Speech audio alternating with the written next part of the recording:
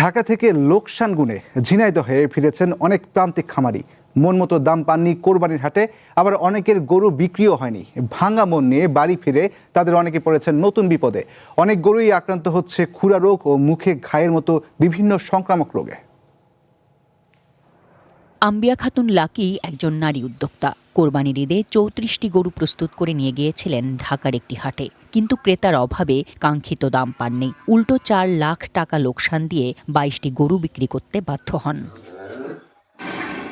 বাকি ১২টি গরু বাড়িতে ফিরিয়ে আনার পর এখন পড়েছেন নতুন সংকটে। ঢাকা ফেরত এই গরুগুলো খুরা রোগে আক্রান্ত হয়েছে, তাই চরম আতঙ্কে দিন কাটছে লাকির।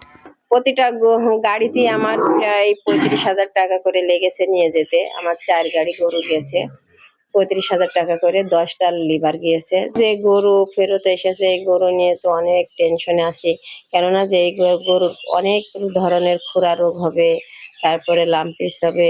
একই অবস্থা খামারি খলিলুর রহমানেরও। তিনিও ঢাকার হাটে ৪১টি গরু নিয়ে গিয়েছিলেন। খরচ তুলতে ২৩টি গরু পানির দামে বিক্রি করতে বাধ্য হন।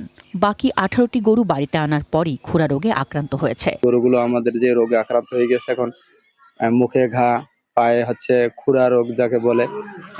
বিভিন্ন রোগে আক্রান্ত হওয়ার পরে আমরা যে চিকিৎসা দিচ্ছি, প্রাথমিক চিকিৎসা, এখন ডাক্তারের কাছে গেলে এর চাইতে অন্য কোনো চিকিৎসা দেয় না। একদিকে কোরবানির হাটে বড় অঙ্কের লোকসান, অন্যদিকে গরুর মরণ ব্যাধি রোগ।